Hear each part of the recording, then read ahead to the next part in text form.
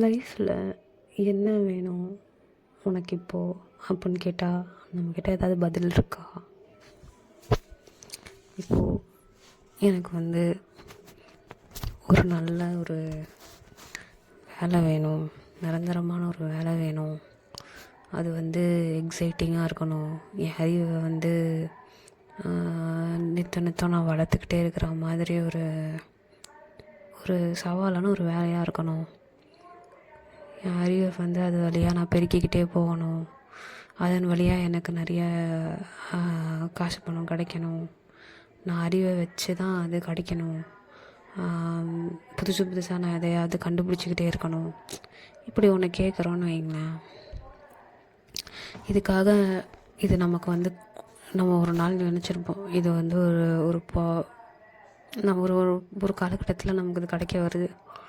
ஆனால் நம்ம என்ன பண்ணியிருப்போம், அந்த காலகட்டம் வரத்துக்குள்ளே நம்ம மைண்டை மாற்றிக்கிட்டு வேறு சில விஷயங்கள்லாம் நம்ம மனசை குவிக்க ஆரம்பிச்சிருப்போம். எக்ஸாம்பிளுக்கு ஃபேமிலி கூட டைம் ஸ்பெண்ட் பண்ணுறதா இருக்கலாம், இல்லை புதுசாக ஏதாவது லவ் ரிலேஷன்ஷிப்பு அப்படின்னு ஏதாவது ஒன்று நமக்கு கிடச்சிருக்கலாம். அதில் நம்ம நிம்மதியாக வாழ்ந்துக்கிட்டு இருக்கிற சுச்சுவேஷனை அடாப்ட் பண்ணிக்கிறதுக்காக இது எல்லாத்துலேயும் நம்ம மனசை செலுத்தி போயிட்டுருப்போம். அப்போ நமக்கு நம்ம அப்போ நினச்சிருந்தோம்ல, ஒரு அறிவை சோதிக்கிற மாதிரியான ஒரு வேலை அது கிடைக்கிது. இப்போது கிடைக்கும்போது நம்ம எதெல்லாம் இழப்போம்? இத்தனை காலமாக நம்ம சேர்த்து வச்ச ரிலேஷன்ஷிப், அதுக்காக போட வேண்டிய டைமு, அது எல்லாத்தையும் நம்ம என்ன பண்ணுவோம், இப்போ இதுக்காக போடுவோம். இதனால் நம்ம இவங்களெல்லாம் இழப்போம். இவங்களெல்லாம் இழக்கும்போது நம்ம என்ன பண்ணுவோம், திருப்பியும் போய் நிற்போம். எனக்கு இவங்க கூட நிம்மதியாக இருந்தால் போதும், இவங்க கூடவே நான் வாழ்க்கையை வாழ்ந்துடுவேன் அப்படின்னு போனால் நம்ம என்ன பண்ணியிருப்போம், வேலையிலலாம் நல்லா வேலை தான் கிடச்சிருக்கேன்னு சொல்லி பண்ணிட்டு இருந்திருப்போம். இப்போ இது நம்மக்கிட்டேருந்து பறிக்கப்படும். அப்புறம் நம்ம கேட்டவங்க நம்ம கூட இருப்பாங்க, அதுலேயும் நம்ம திருப்தி பட மாட்டோம். இப்படி ஒன்று கேட்கும்போது இன்னொன்று போகுது. இதை புரிஞ்சுக்காம நம்ம மேலே மேலே மேலே போய் போய் போய் கேட்டுக்கிட்டே இருப்போம். சரி, புத்திசாலித்தனமாக ஒன்று நினைப்போம், எல்லாத்தையும் கேட்போம். என்னென்னலாம் நம்மக்கிட்ட இப்போது வேணும்னு தோணுதோ மொத்தமாக உட்காந்து ஒரு டூ லிஸ்ட்டு மாதிரி போட்டு எனக்கு இதெல்லாம் வேணும் அப்படின்னு எழுதி அது எல்லாத்தையும் நம்ம போய் கேட்குறோன்னு வைங்க. கேட்குறோன்னு நான் யார்கிட்ட போய் சொல்கிறேன் அப்படின்னா, நம்ம கடவுளாக நினைக்கிற ஏதாவது ஒன்றுத்துக்கிட்ட போய் நம்ம கேட்குறோம். இப்போ கடவுள்னால் சிலருக்கு இருக்குன்றாங்க, சிலர் இல்லைன்றாங்க, சிலர் சயின்ஸுங்கிறாங்க.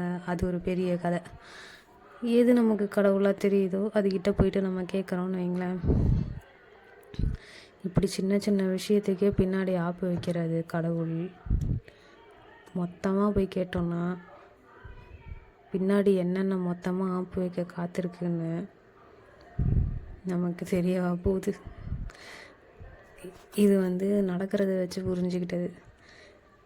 ஒன்று கிடைக்கணும்னு நம்ம போய் நின்னோன்னா அதுக்கு பின்னாடி நம்மக்கிட்ட இருக்கிற ஏதோ ஒன்று போகுது. அதை என்ன சொல்கிறது, ஒன்று விற்று தான் நம்ம இன்னொன்று வாங்கிக்கிறோம். அதாவது நம்மக்கிட்ட இருக்கிற ஏதோ ஒரு சந்தோஷத்தை விற்று தான் இன்னொன்று வேணும்னு டிமாண்ட் பண்ணி நம்ம வாங்கிக்கிற மாதிரி இது இருக்குது. இப்படி நம்ம விடாப்பிடியாக நின்று எனக்கு இது வேணும் அது வேணும்னு கேட்டு நிம்மதி இல்லாமல் சுற்றிக்கிட்டே இருக்கும். இப்போ இதுக்கு என்ன தான் வழி? இதை எப்படி நிம்மதியாக நம்ம வாழ்கிறது? எதையும் கேட்காம போகிற போக்கில் வர விஷயங்களை அப்படியே ஏற்றுக்கிட்டு போகிறது தான் வாழ்க்கையா? அப்படி இருந்தால் நிம்மதியாக வாழ்ந்துருவோமா? மேபி. ஆனால் நம்மளால் பொறுத்துக்கக்கூடிய சோதனைகள் வரும்போது நம்மளால் அதை கடந்து போயிட முடியும். இப்போ இந்த வேலைன்னு ஒன்று போய் நம்ம நிற்கிறவனையும் எதுக்காக நின்றுருக்கோம்? கண்டினியூஸாக அவமானப்பட்டிருக்கோம். நம்மளுடைய திறமையை பயன்படுத்த முடியலையேன்னு சொல்லி நொந்து போயிருக்கோம் மனசில். அப்படி நொந்து போனதனுடைய வெளிப்பாடாக தான் நம்ம போய் இது எனக்கு வேணும் அப்படின்னு நிற்கிறோம். ஸோ இந்த சோதனைகள் கம்மியாக இருக்கிறப்போ நம்ம என்ன பண்ணிடுறோம், அதை கடந்து போகிறதுக்கு பாசிபிலிட்டிஸ் இருக்குது, சான்சஸ் இருக்குது.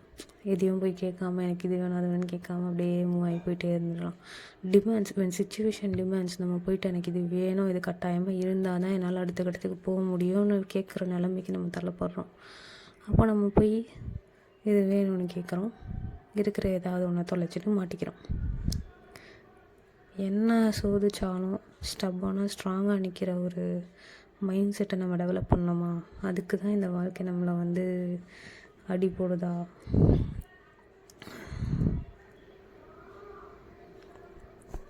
இது என்ன மாதிரியான ஒரு கேம்?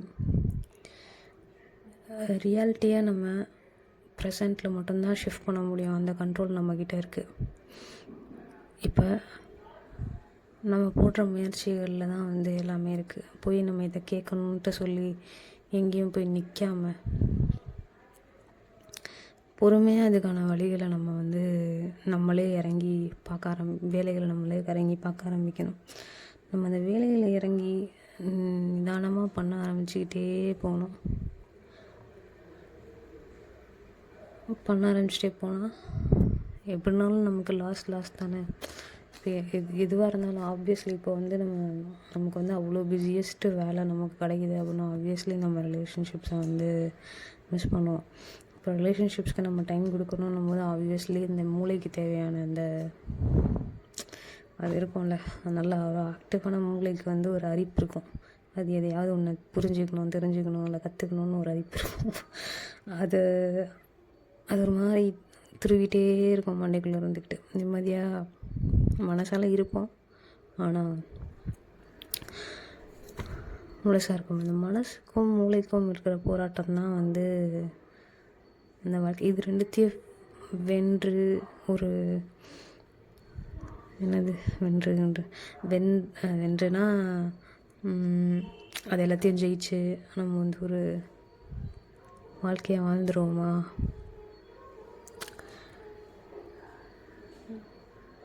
சரி போனால் பரவாயில்ல, இப்போதைக்கு கிடைக்கிறத என்ஜாய் பண்ணிக்கணும்னு ஓட்டிக்கிட்டே இருக்கணுமா வாழ்க்கையை?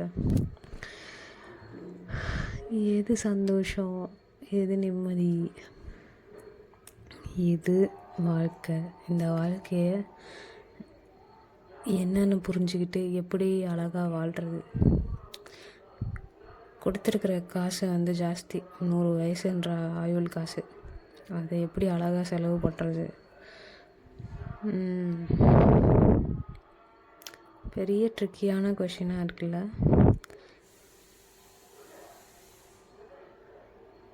நம்ம என்ன செய்கிறோமோ, இப்போ கரண்ட்டாக நம்ம என்ன செய்கிறோமோ அதுதான் நம்ம ஃப்யூச்சராக இருக்கும். நம்ம என்னென்னத்தெல்லாம் வந்து எடுத்துக்கிட்டே வாழ்ந்துக்கிட்டே இருக்கோமோ அது எல்லாத்தையும் நம்மளோட தேவைகளாக பிடிச்சிக்கிட்டே வந்துக்கிட்டே இருக்கும். இதுக்கு தான் வந்து துறவுன்னு சொல்கிறாங்களா? இது எல்லாத்தையும் விட்டுட்டா நிம்மதி கிடச்சிரும், ஆனால் எதுவுமே இருக்காது. இப்போ நிம்மதின்ற ஒரு நிலைமையை நம்ம அடையணும்னா எதுவுமே தேவையில்லைன்ற ஒரு மனநிலைக்கு ப்ரிப்பேர் ஆகணும். அது அவ்வளோ ஈஸியாக மேபி, ஆனால் அது ரொம்ப டஃப்பு. ஒன்றுமே இல்லை. இப்போ எனக்கு வந்து எனக்கு பிடிச்ச சாப்பாடு வேணாம், எனக்கு சுற்றி இருக்கிற ஆளுங்க வேணாம், எனக்கு அதிக காசு பணம் வேணாம், இல்லை எனக்கு வந்து ஹை ப்ரொஃபைல் ரோல் வேணாம், ஒரு வேலை வேணாம் அப்படின்னு சொல்லி எல்லாத்தையும் விட்டுட்டு ரோட்டில் வந்து நின்னா நிம்மதியாக இருப்போம். பசிக்கும், சோறு போடுறதுக்கு பிச்சை தான் எடுக்கணும், ஆனால் பரவாயில்லன்னு இருந்துடலாம் போல். இது எல்லாத்தையும் கட்டி மேய்ச்சி உருண்டு பரல்றதுக்கு. ஆனால் அங்கேயும் இருக்கவங்க, அங்கேயும் வந்து சோதனைகள் இருக்கும். சோறுக்கு கூட பிச்சை எடுத்துடலாம் கை நீட்டி. மனத்தை வந்து காப்பாற்றிக்கிறதுக்கு நம்ம எங்கே போய் நிற்கிறது? யார் ஏதாவது ஒன்று நம்ம வந்து வல்னரபுளாக இருக்கிறப்போ என்ன வேணால் நம்மளை எக்ஸ்ப்ளாய்ட் பண்ண ட்ரை பண்ணலாம். எப்படி வேணால் கிட்னி எடுத்துகிட்டு போகலாம், இல்லை வந்து எப்படி வேணாலும் நம்ம எக்ஸ்ப்ளாய்ட் ஆகலாம். அதெல்லாம் எப்படி அதெல்லாம் எப்படி கடந்த சரி கிட்னியாக எடுத்துகிட்டு போ, ஹார்ட்டாக எடுத்துகிட்டு போ, எல்லாத்தையும் எடுத்துகிட்டு போங்க அப்படின்னு சொல்லிட்டு போனோன்னா இது என்ன வாழ்க்கை? இது வந்து வாழ்ந்து சலிச்சு போய் சீனை தூக்கி போடுறதுக்காக தான் வந்திருக்கோமா? அந்த சலிப்பை உணர வைக்கிறதுக்கு தான் இந்த வாழ்க்கை பயணமா? இந்த சலிப்பு முடிஞ்சதுக்கப்புறம் நமக்கு என்னது? அது என்ன? இதுக்காகவும் வரணுமா? இதெல்லாம் ஒரு வாழ்க்கையா? இல்லை ஏதாவது ஒன்று நம்ம இப்போது ஒரு ஒரு படித்து முடிச்சு ஒரு வேலைக்கு போகிறோன்னு வைங்களேன், அறிவு இருக்கும். அந்த அறிவை வச்சு நம்ம ஏதாவது இவ்வளோ நாள் படித்தோண்டா, இத்தனை படித்து நம்ம வந்து இப்படி ஒரு வேலையில் உட்காந்துருக்கோம், இத்தனை சம்பளம் வாங்குகிறோம், இந்த வேலை இவ்வளோ இந்த இந்த இந்த படித்த அறிவை கொண்டு நம்ம வந்து ஒன்றை உருவாக்கி அதுலேருந்து நமக்கு கிடைக்கிறத வச்சு நம்ம வாழ்க்கையை வாழணும், அதில் ஒரு திருப்தி கிடைக்குதுல்ல. அது மாதிரி இங்கே நம்ம எல்லாத்தையும் விட்டுட்டு நிம்மதிங்கிற ஒரு திருப்தி கிடைக்கிது. ஆனால் அதெல்லாம் அதுக்கு அடுத்து என்ன? ஒரு அந்த நிம்மதிக்கு அடுத்து என்ன? ஒன்றுமே இல்லாமல் போயிடுறது தானா? அதுக்காக தான் அந்த வாழ்க்கையா? இந்த ஆட்டம் பாட்டம் கொண்டாட்டம் சத்தம் இறைச்சல் இது எல்லாத்துக்கும் நடுவில் வாழ்கிறவங்கெல்லாம் அப்புறம் யார்? அவங்களெல்லாம் பார்க்கும்போது அவங்களாம் இதுக்கப்புறம் வாழ்ந்துட்டுருக்கு. இப்போ இதெல்லாம் அவங்க யோசிச்சிருக்க மாட்டாங்க. இப்போ இந்த மூளையை வந்து ரொம்ப பயன்படுத்தவே கூடாது போல இருக்குது. அதனால இது தேவையில்லாத கேள்விகள்லாம் மைண்டுக்கு கொடுக்கும் போல். இந்த ஏஐயெல்லாம் பார்க்கும்போது ரொம்ப ரொம்ப வினோதமாக இருக்குது. அது நம்ம வந்து ஒரு வாழ்க்கை ஒரு வருட காலமாக வந்து நம்ம வாழ்ந்து பெறக்கூடிய அறிவை அது கொஞ்சம் காலத்துலேயே கிடச்சிருச்சு அதுக்கு. இப்போ சந்ததிகளாக வந்து நம்ம வந்து பிறவியாக எடுத்து இப்போ வந்து மூதாதையர்களுடைய அறிவு நமக்கு இருக்கிற மாதிரி, இப்போ இந்த ஜீன் வழியாக நமக்கு சில நுட்பங்கள் தெரிகிற மாதிரி, நுட்பமான அறிவு இருக்கிற மாதிரி, அது என்ன இருக்குது அப்படின்னா அதுக்கு அத்தனை டேட்டாவை கொடுத்து ட்ரெயின் பண்ணிக்கிட்டே இருக்காங்க. எல்லாத்த பற்றியும் அதுக்கு தெரியுது. அதை பார்க்கும்போது ஒரு மாதிரி வியப்பாகவும் பயமாகவும் இருக்குது. இந்த அறிவினோட அழகு வந்து எப்படின்னா அது கொஞ்சம் அளவாக இருக்கிறப்ப தான். அது அத்துமீறி போகுது அப்படின்னா அது குதர்க்கமான விஷயங்கள்லாம் யோசிக்கும். எப்படி வேணால் வந்து அடைஞ்சிடணும், ஒரு எத்திக்ஸே இல்லாமல் போயிடும் அதுக்கு.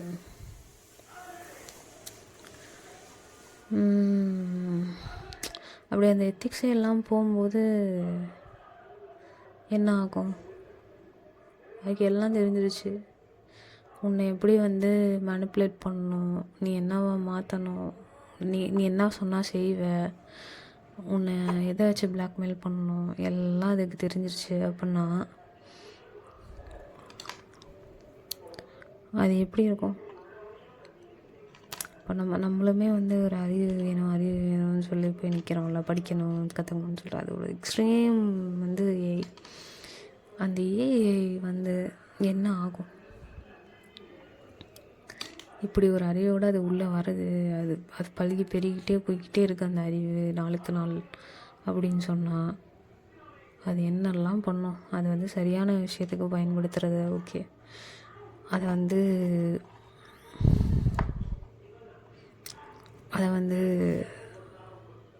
அது தனக்கு தானே யோசிக்க ஆரம்பிச்சிடாதா?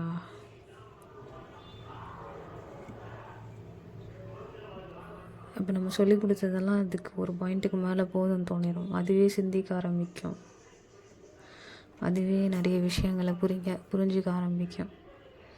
அப்போ என்ன ஆகும்?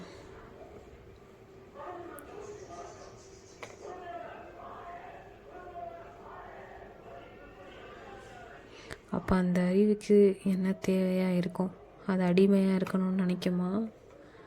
அது ஆளணும்னு நினைக்குமா?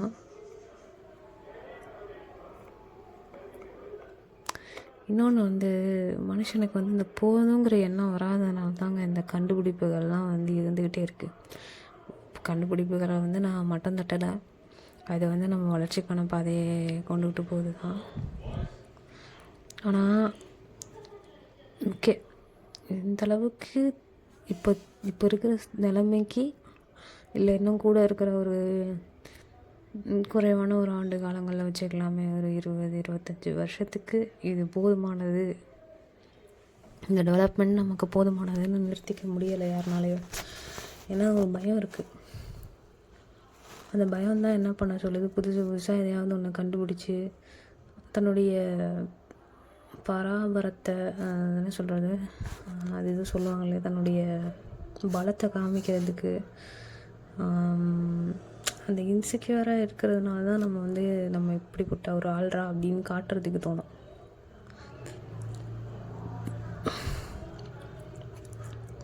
நானும் இப்படி தான், நானும் இப்படிப்பட்ட ஒரு ஆள் தாண்டா பாடுறா அப்படின்னு சொல்லி காமிக்கிறதுக்காக. ஏன்னா அதில் அந்த டெவலப்மெண்ட் ப்ராசஸில் அழிகிற நேச்சுரல் ரிசோர்ஸஸ் வந்து ஜாஸ்தி. அதனுடைய அதுக்கு கணக்கே இல்லாமல் போச்சு.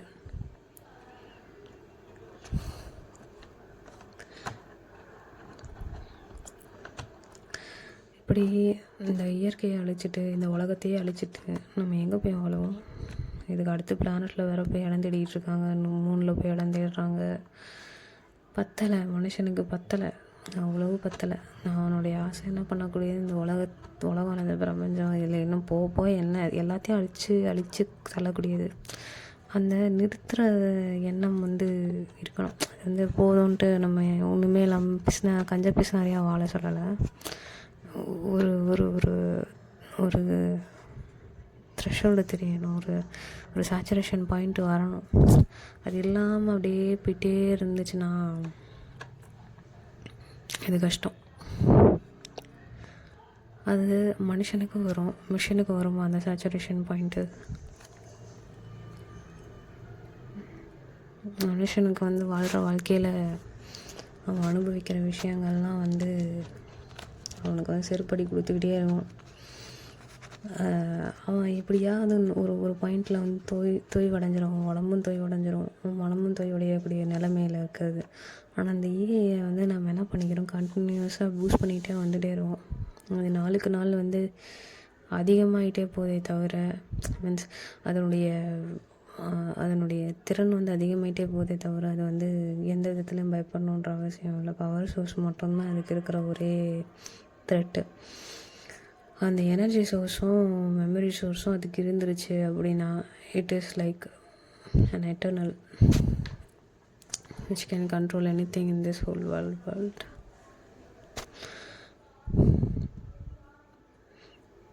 பார்ப்போம் என்ன நடக்குதுன்னு.